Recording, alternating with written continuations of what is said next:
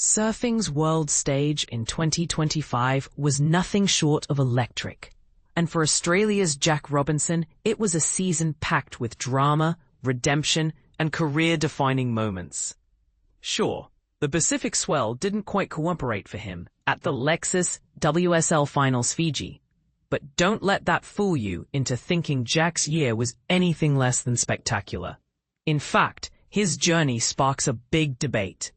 Do the final rankings always reflect the surfer's true performance? Or is the real story in the moments that captivate the world? Let's dive in. Jack's roller coaster season erupted right from the start. At the Lexus Pipe Pro, he set the bar sky high, nailing a flawless 10-point ride. That single wave, it wasn't just a highlight. It was later declared the best of the entire season during the WLS Finals post-show. He sailed on that momentum, storming into third at the Abu Dhabi Pro, before conquering the historic Rip Curl Pro Bells Beach and claiming the right to ring surfing's famous bell, a right that cements a surfer's legacy. And this is the part most people miss. Consistency is everything. In an unpredictable sport, Jack's ability to adapt was on full display, with a solid third at Lexus Trestles Pro and a resilient fifth in Portugal. But the real fireworks came in Tahiti at Tehupo. There Jack engineered one of the season's most dramatic. But here's a question bound to spark debate.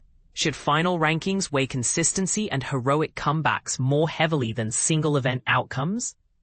Switching to headline news, the grand finale at Cloudbreak Fiji saw Molly Picklum, Australian, and Yago Dora crowned the 2025 World Champions at the Lexus WLS Finals Fiji, presented by Corona Cerro. In pumping 4 to 6 foot surf, both surfers arrived as top seeds and managed to live up to the pressure with outstanding performances, grasping their very first world titles in thrilling style. For Molly Picklum, this season was about rewriting her story. Dominating the championship tour, the 22-year-old donned the yellow leader jersey again and again, clinching 2 wins and reaching 5 finals.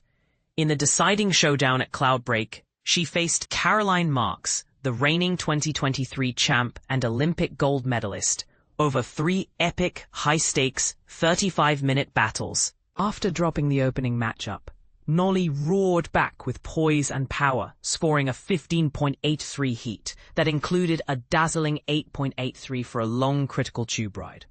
Then, with it all on the line, she found another 8.83, the best single-wave score of the entire event, clinching an insurmountable lead.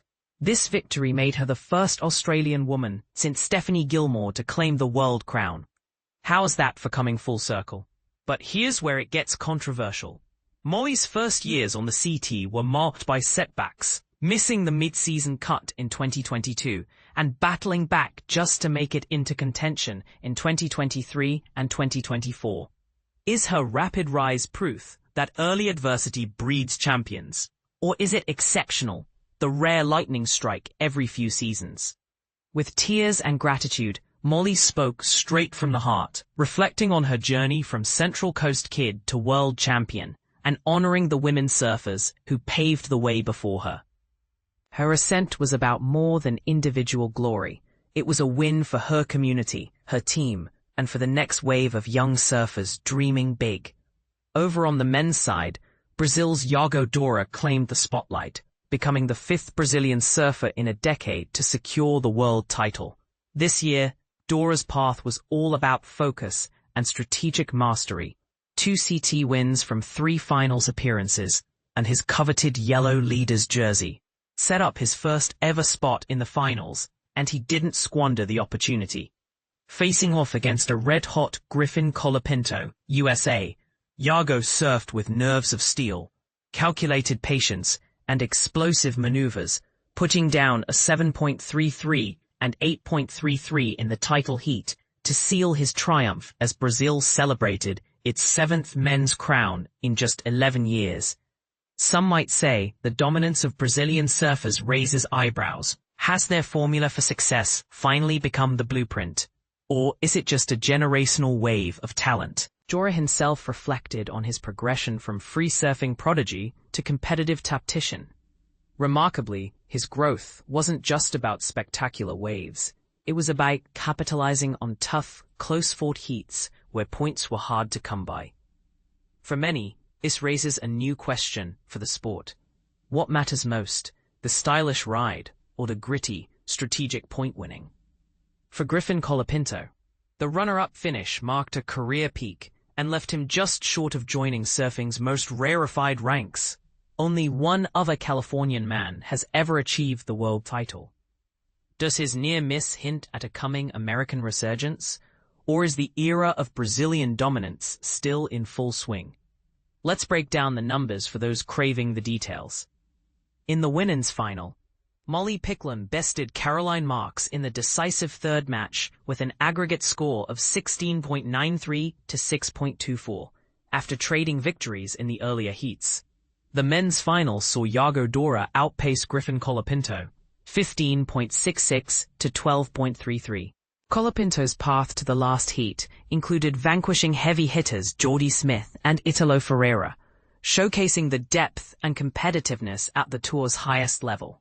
Big finals like these don't happen without broad support. Sponsors ranging from Lexus and Tourism Fiji to Red Bull, Yeti, and beyond powered the event, and their continued commitment helps push the sport forward. And now, over to you. Which surf story inspired you more?